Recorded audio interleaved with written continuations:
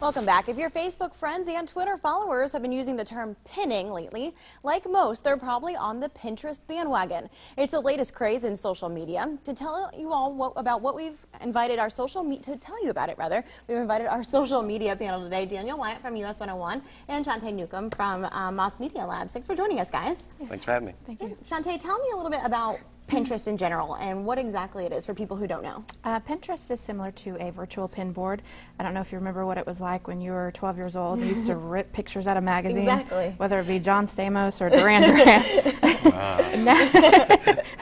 Now it's virtual. You can go on any website that allows pinning, pin it, save it virtually. And we can go ahead and show some video of exactly what we're talking about here. And it's just basically a social media website. And there's anything on it, Daniel. I know you're not on Pinterest, but you did your homework. None of y'all invited me yet, so thank you. So tell me what you learned about Pinterest with your wife. My wife does it like crazy. Like, she came home and I was like, look, I've got a can, a fly swatter, and like a sock and made an oil filter out of it. I'm like, how did you do that?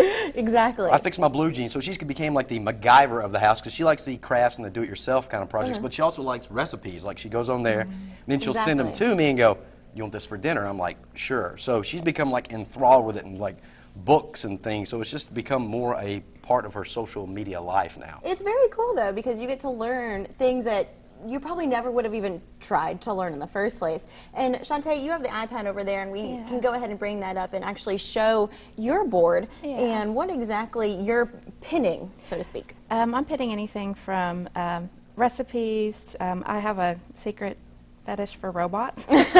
So I'll show you my robot page. Yes. Okay. I pin any kind of robots. As you can see, hair robots. Rosie the robot is my actual favorite. Well, I mean, if you're thinking of robots, it would be Rosie the robot, wouldn't exactly. it? I was going to say R2-D2. R2-D2, all right. Something. I can give you that. So what happens, okay, let's say you click on that recipe right there. What happens when you click on it? If I click on it, I can actually take it and repin it. I can like it or I can comment on it. And actually, this is a person I know, so I'm going to go ahead and repin it onto my board. And since it's a recipe, I already have a recipe board. I'm going to put it on my foodie board, pin it, and it's there. Well, how do you learn what the recipe is? Like, how would you learn how to make it? What you would do is you actually click on the actual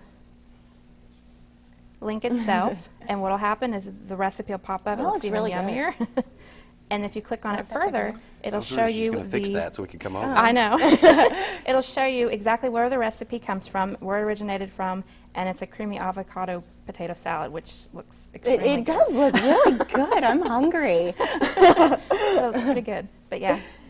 Daniel, what do you think that draws people to this the most? I think it's similar interest, you know? I mean, that's their motto, kind of, like we're connecting the world with similar interests. So if my wife likes books, she's going to find people that like the similar books, like Twilight and Hunger Games, things like that, so they can get together, and it just brings, I guess, people together with similar things. Whereas on Facebook, I have several friends, and they may like, you know, say Auburn, for instance, I like Alabama. I'm not going to, they're still my friends, but we don't talk about it so much. So I think that's the big social thing with that, is that people find similar things and they connect that way. But it's similar to like most social media sites because it's not just about people you know too. I mean, you can repin things from whoever. I mean, random people. You know, there's a tab that says everything, and you can see things about whatever and just see what people are repinning the most for that day. Yeah, they say 80% of pins on Pinterest are repins from other people. Wow. So that's huge. That is definitely huge. All right, guys, well, we're running out of time, but thanks for joining us. It's very interesting to see what everyone has to say about Pinterest. Thank you. All right, thanks, guys. And don't forget,